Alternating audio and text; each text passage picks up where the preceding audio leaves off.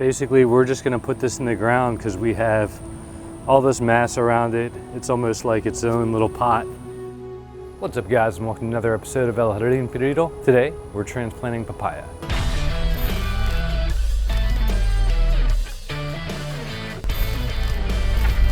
All right, so I may have briefed over this in a previous video, but what I do with papayas in zone 9A/B, Houston, Texas, where I am, is I'll let some papaya fall to the ground. Sometimes pests will get them and spread seeds. And so if I have a hard frost like I did last winter, what I'll do is just wait patiently and let some spring up. They're not always in the best of places. Right now, there's a few clumps I'll show you in a minute, and I'd like to separate those out, but there are a few little tricks to do that, and I'd like to place them accordingly to where they'll grow a little better around the property. All right, so we did just have a bunch of tornadoes come through here. You've probably seen them on the news. And I had a downed sunflower, trample these just a little bit, but we still have a lot of little papaya seedlings to work with. Some of them I may leave in this location. This is typically where my bananas grow, next to my pond. But yeah, a few of them I'll either pot or relocate. The thing with papaya is they have a long taproot once they get established. And so it's good to get them moving while they're a little younger like this, although they will be susceptible to a tiny bit of transplant shock. But I'll show you some ways around that. So the main thing with these is, since they have that taproot, some of these more well-established ones, if they're in an okay place, like this one, I'm probably gonna leave it alone, so at least one of them will most certainly survive. Although all of them should. I've had pretty good luck with this in the past, but I just have a little spade shovel here, and I'm gonna come in a couple inches away from it and just dig in as far deep as I can with just, the spade here, probably about 5 inches. And we're gonna get those up, try to keep the roots intact, try to keep the soil intact around the roots, and just be really gentle with them. All right, so coming in close here, we're gonna clear out any weeds or anything. See what we're working with here. And we're just gonna go in fairly deep. I don't even think the taproot is that deep, but I'm gonna kind of be extra careful, cut the circumference of it, and then we're gonna pry it up.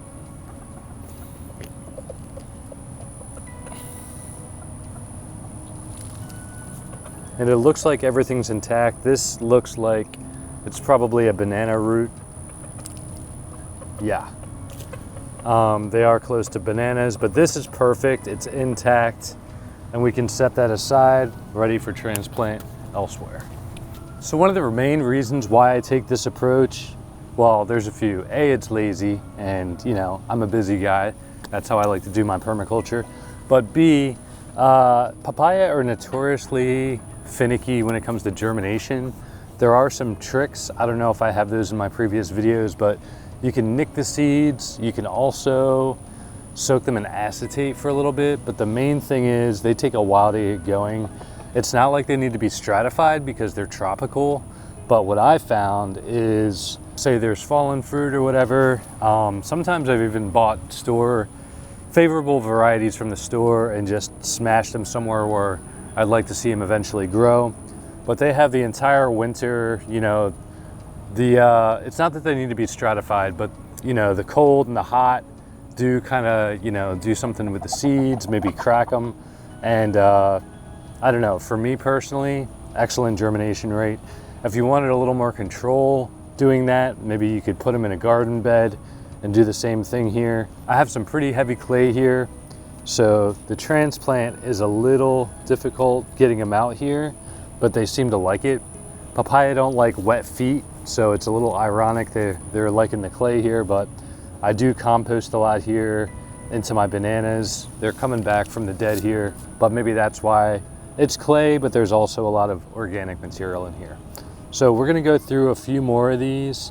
I may put some into pots. You just have to make sure that they're pretty deep. The taproot isn't that crazy, but you don't want them winding up, They do need to find a little depth in that, which is why I like putting them straight in the ground and I'll show you guys that in a minute. But right now, I'm just gonna get through to what I can here. Some of these are really close together, and this was a little more grown in. I was probably exaggerating with how much I cut, but that will help with the transplant. Some of these smaller ones, I probably don't have to dig all that much deeper. And to be honest, this is a pretty good spot for them.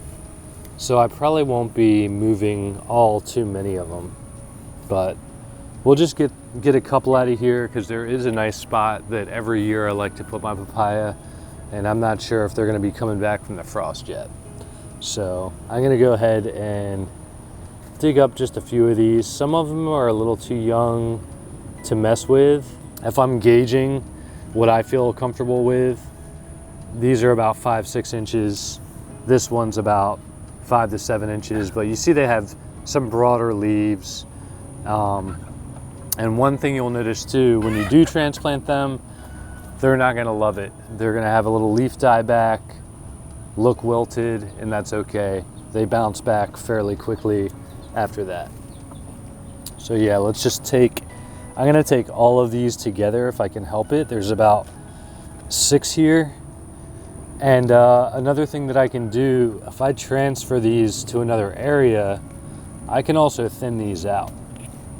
And so some of them are already separated, and I can give you guys,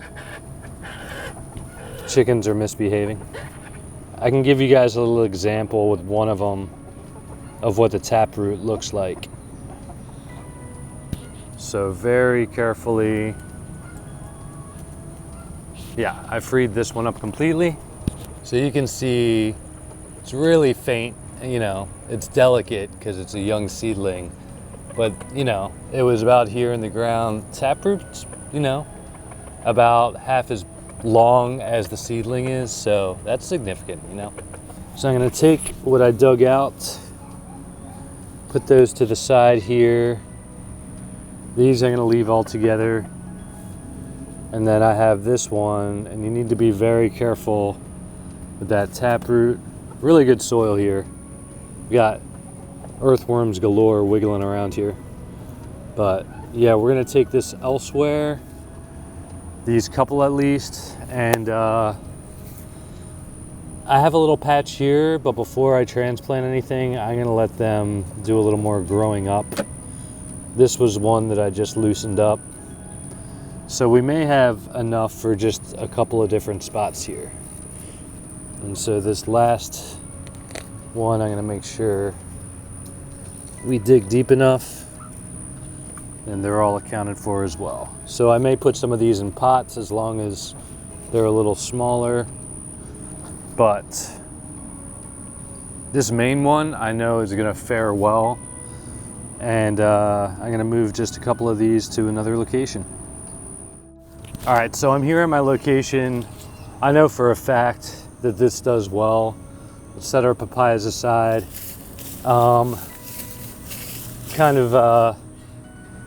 may have a papaya coming up right there. It looks like its root mass is still hard. I'm kind of clearing out this area a little bit. It does need to be mulched somewhat, but I am removing some of these weeds and just kind of mulching in place with what's growing here. And I'll probably have to kind of loosen up this soil a little bit, bust it up. Got a sunflower here. I'll keep it for now. It'll offer a little bit of shade while these little seedlings are growing. So since I think I have something here, I'm probably gonna plant them just kind of around, but papaya do well together. But one thing I want to do is just kind of bust up the soil real quick. I'm not a till kind of guy, but we went from drought to a whole lot of rain, and this soil's in pretty good condition, but because a majority of it is clay in my yard, I find myself having to break things up sometimes, especially when a bed has been at rest for a little while.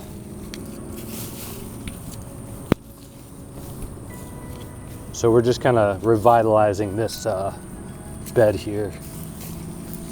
I'm not going to get too close to the old papaya. I think that's some of the root of it, or that could have been a younger one.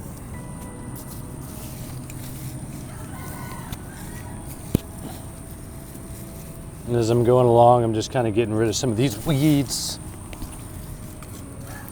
All right, nice start.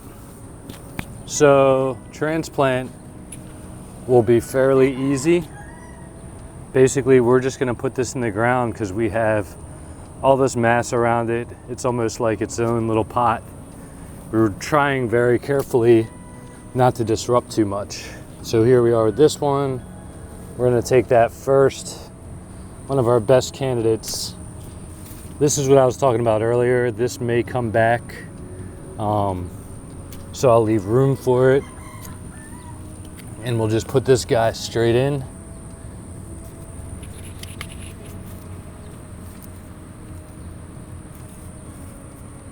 I'm gonna grab some water in a moment and water that in. And let me find my other guys. All right, so from what I can see here, I can bust this apart a little bit and at least free this one. I'll put this a little further back over here. Fairly easy transplant as long as everything's kept intact. They will be a little vulnerable to the sun, so I have a little workaround for that. And then this last clump, I could thin this, or let me see here. I'm gonna go ahead and separate all of them. This one, I just broke the taproot. I'm just gonna let it go. I would have thinned them out anyway. So I'm gonna put just one over here. And in the past, I've had a pretty good rate with this, 100%. But you know, we may lose one. If this one comes back, you know, we're probably pretty full here, but I'm gonna go ahead and put one more in the outskirts over here. And I will say, I don't know, they do pretty well whether they're young or older. If they're too old, like I said, you have a chance of hitting that taproot, and we definitely don't want that. So the older they get, the harder it might be to transplant them, unless you're growing them in a pot already. And so we're just gonna kind of loosely mulch, as long as we don't have any nodes or anything, or seeds that are gonna, I like to mulch in place with weeds. That's how I roll. Give them a little space. And I'll mulch this a little better, but I'd probably want to wait until they start growing a little more to do that. So I'm gonna grab some water and water them in. So I'm feeling a little bit lazy. I just grabbed some pond water, and just, you know, as long as they get a little drink, help them settle in a little bit, they should be all right.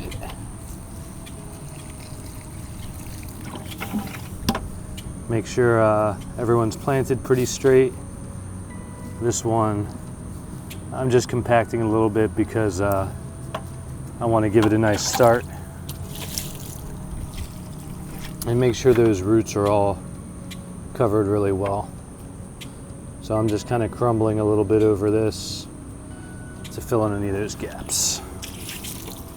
All right, for the finishing touch, I told you guys that we need to give them a little bit of protection from transplant shock. That's where this product comes in, by Ivor Organics 3-in-1 paint guard, but it's basically diluted and it's a spray. So it's basically just a little bit of diatomaceous earth, and it's diluted, so that's, you know, diluted with water, and it has some essential oils that are going to keep pests off of it, but mostly it's going to put a little coat. I'll show you guys in a second. It's going to put a real light coat over the leaves here so that they don't get sunburned. From winter to spring, and now getting close to summer, we go from 0 to 60 like that. So all of a sudden we're back in 90s, 95 degree temperatures, sun's hitting really good.